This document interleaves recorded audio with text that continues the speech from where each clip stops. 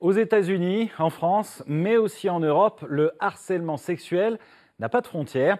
Ainsi, le Parlement européen s'est-il penché aujourd'hui sur la question, une question qui se pose au cœur même de cette institution. Et c'est un Lorrain, l'eurodéputé Édouard Martin, qui portera ce dossier. Reportage à Strasbourg de Christine Boss avec la rédaction européenne.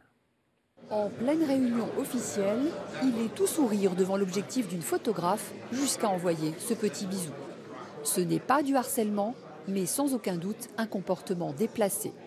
Dans cette micro-société qu'est le Parlement européen, les assistantes parlementaires et les stagiaires sont particulièrement exposés. Jeanne Pontet est l'assistante parlementaire d'Édouard Martin. Depuis 2014, elle ressent soigneusement les remarques, gestes, attitudes qui vont de la drague lourde au harcèlement sexuel. Éviter un homme parce qu'on sait très bien que en fait, c'est quelqu'un qui a les mains baladeuses. Donc mettre en place des stratégies d'évitement et d'adaptation, c'est aussi quelque chose auquel les femmes ne devraient pas être confrontées sur leur lieu de travail. Ça vous est arrivé ici au sein du Parlement, à vous? Mais ça se sait, évidemment. Ne prends pas l'ascenseur avec cette personne. Depuis, la parole s'est libérée. L'eurodéputé lorrain est à la tête du combat anti-harcèlement avec une pétition en ligne. Combien de signatures il y a ce jour? 81 728. Ouais.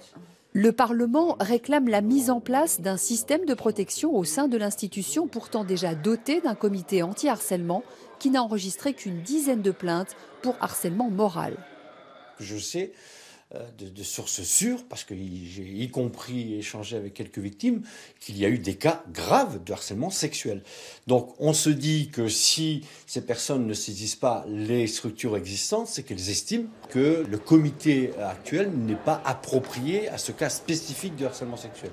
Formation des eurodéputés, mise en place de conseillers confidentiels, le Parlement pourrait être la première institution à se doter d'un véritable arsenal contre le harcèlement sexuel.